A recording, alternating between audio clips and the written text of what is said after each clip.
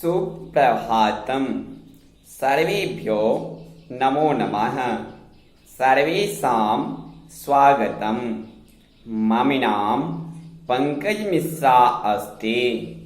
सहायक अध्यापकः संस्कृत विभागः महात्मा गांधी शिक्षण संस्थानं दरभंगा।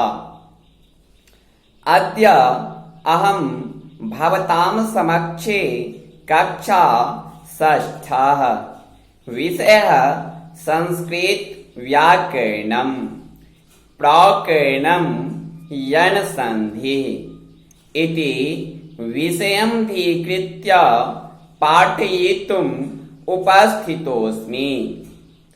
अद्य यन संधि अध्ययनस्य प्रथम दिवसः अस्ति। छात्रों, आज के क्लास में मैंने यन संधि लेकर उपस्थित हूं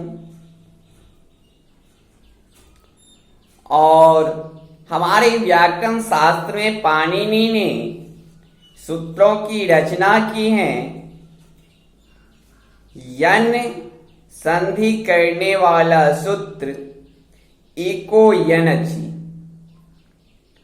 इको यनचि, ये इको यनचि जो सूत्र हैं, इसका वृत्ति कहने का ये है जो इकः स्थाने यन स्यादचि संहितायां विशेषुधि उपास्य इति स्थिते। कहने का तात्पर्य है जो इक के स्थान पर यन हो। यदि अच प्रत्याहार का कोई भी वर्ण सामने रहेगा तब पूर्व पद के स्थान में यन में सिर्फ यो ही शेष रहता है और नकार का जो है सो इत संज्ञा करके लोप कर दिया जाता है।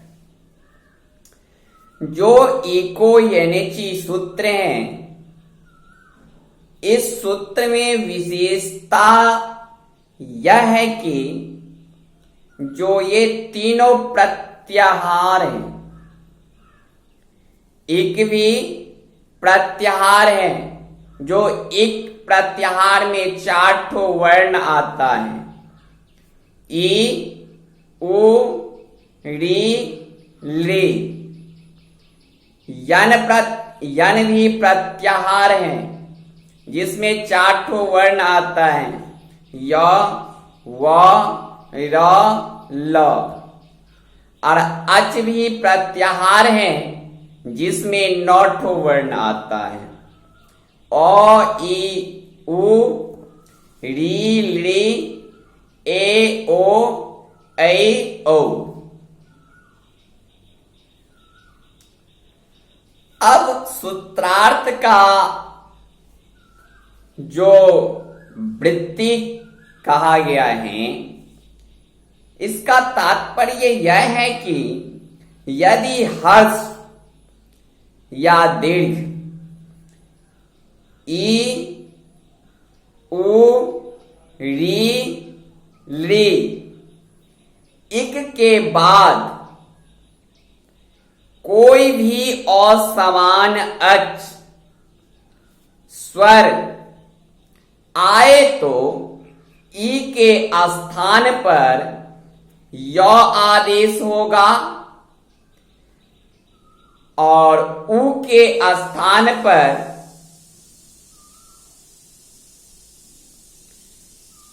व आदेश होगा और री के स्थान पर र आदेश होगा और ले के स्थान पर ल आदेश होगा।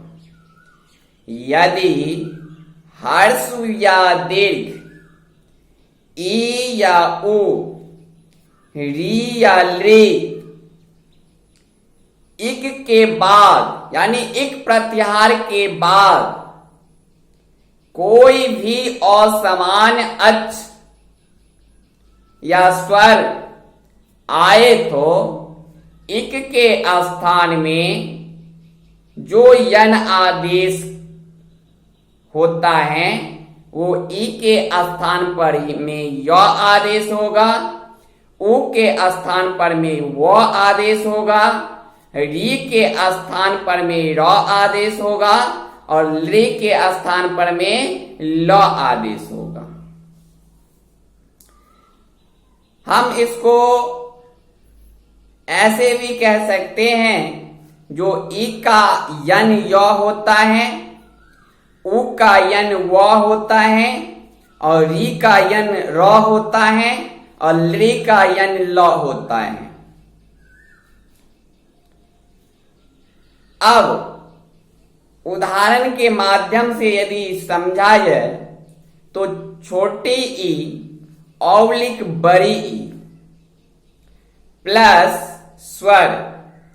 स्वर तो हम लोग जानते हैं कि 9 स्वर है। वो 9 जो स्वर वर्ण हैं, उस 9 स्वर वर्ण के अंतर्गत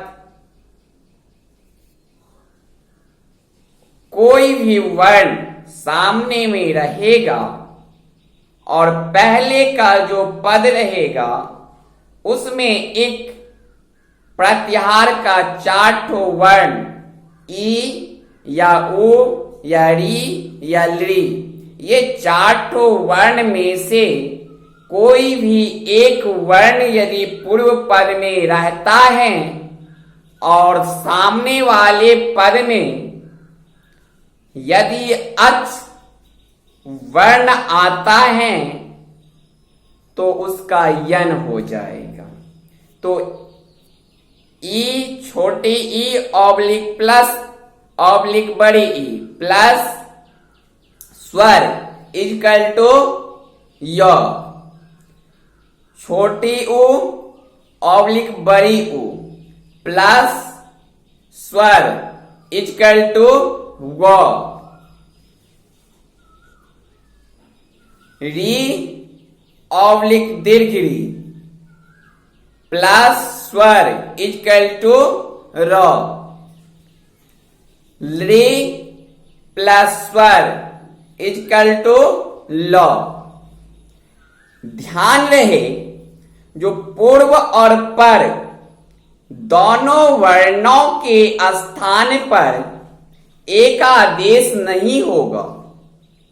ध्यान रहे, पूर्व और पर, पूर्व मतलब होता है पहले, अब पर मतलब होता है बाद में। तो पूर्व मतलब पहले का पद, अब पर मतलब सामने का पद। तो पूर्व और पर दोनों के स्थान पर एक आदेश नहीं होगा, केवल एक जो प्रत्याहार हैं ई उ री ली के स्थान पर क्रमशः ई का यन य, उ का यन व, री का यन र, ली का यन ल ही होगा। छात्रों, आज का क्लास में यही समापन करता हूं। नेक्स्ट क्लास में यन संधि के अंतर्गत किस स्थिति में कैसा कोई शब्द रहता है, जहां पर में हम यन संधि का प्रयोग करते हैं, उसके बारे में उदाहरण के माध्यम से पढ़ाएंगे। धन्यवाद। जयतु संस्कृतम, जयतु भारतम।